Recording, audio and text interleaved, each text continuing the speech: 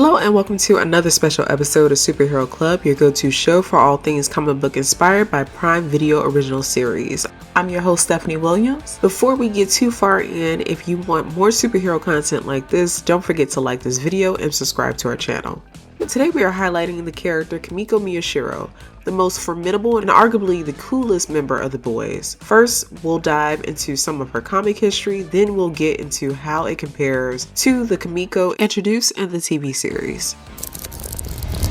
One of the biggest differences between the character Kimiko in the boys comic series compared to the show is that she is only known as the female, plus some of the nicknames given to her by Frenchie like Petite Lazarus. For the sake of this deep dive, I'll be referring to her as Kimiko, the name given to her on the TV series. Kimiko made her debut in issue number 2 and wasted no time getting to work eviscerating a man who was foolish enough to answer the door. In the very next issue of the series, it's implied there is more to Kimiko than having some kind of bloodlust, and instead, it may be triggered by someone merely touching her due to past trauma that the series gets into later. In issue 3, when this insight is given for Kimiko's character, it happens when Frenchie stops Hughie from touching her shoulder as he tries to get her attention.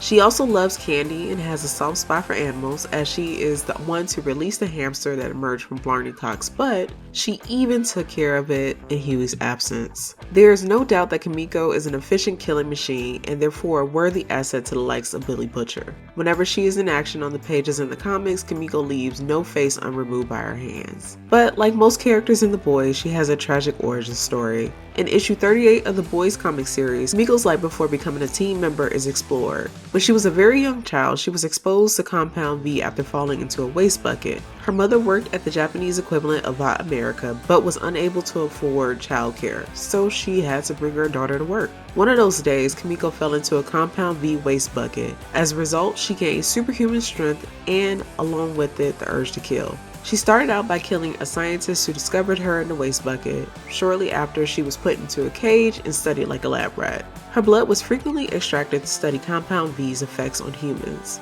Kimiko tried to escape countless times but was unsuccessful until she was rescued by Billy Butcher and the rest of the boys. All of which sounds like fair justification for how Kimiko interacts with the world.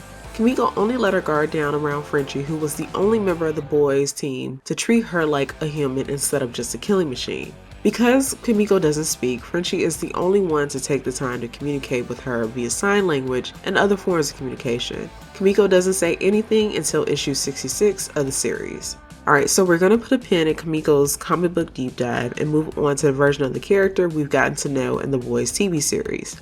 There are a good amount of similarities between the Kimiko of the comic series and the one we get to know in the TV series, but first, let's get into some of the background info the show offers for her character. Kimiko is still a native of Japan, but unlike her origin story in the comics, Kimiko has a brother named Kenji, who she is captured with by the Shining Light Liberation Army to become soldiers in a war they were waging in the Philippines. Kimiko witnesses the Shining Light Liberation Army brutally murder her parents, and the ensuing trauma leaves her unable to speak. Eventually, Kimiko manages to escape, vowing to reunite with her brother someday. Once in the US, Kimiko is brought to the Triads in New York. They are the ones to inject her with Compound V as part of a bigger plot by Vought International to weaponize people into becoming supe terrorists. Just like in the comics, Compound V gives her superhuman abilities. Kimiko was freed by Frenchie, Mother's Milk, and Hughie while they were looking for more information regarding Compound V and what Vought was doing with it. Upon being freed, this is the first time in the TV series Kimiko can be seen in action. She massacres her tormentors before she attempts to attack Frenchie and company. Once they lock themselves in a cage to prevent her from killing them, Kimiko leaves and heads directly to Penn Station, hoping to return home. She never once stopped worrying about getting back to her brother. It's clear Kimiko has her own motivations, something that we don't see much of in the comics. She kills Roberta, the woman who gave her over to the Triads, and would have probably continued on her solo mission if it weren't for Frenchie finding her in the electronics store she was hiding in. And just like in the comics, Frenchie is the one to make a connection with Kimiko. He makes such a big impression on her that she actually goes back to save him from Black Noir after she escapes from the boys' hideout. In season 2, Kimiko finally reunites with her brother, who is still under the control of the Shining Light Liberation Army, working as a super terrorist with telekinetic powers. Kimiko helps the boys capture him, but that is only after he refuses to go with them willingly. Things don't go easy when they try to return him to Mallory, leading to Kimiko fighting with her brother against Stormfront.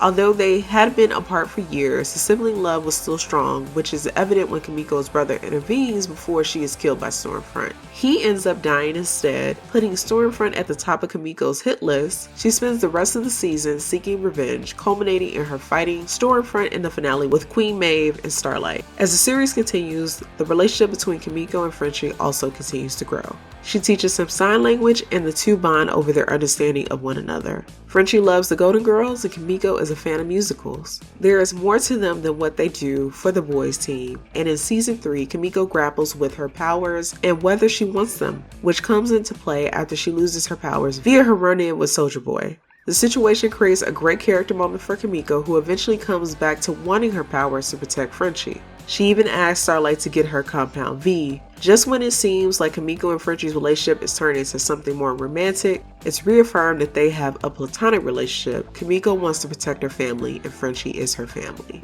And this concludes this deep dive character session of Superhero Club. Thank you so much for watching. Again, I'm your host, Stephanie Williams. Don't forget to like and subscribe for more episodes of Superhero Club. Remember, you can check out all 3 seasons of The Boys on Prime Video.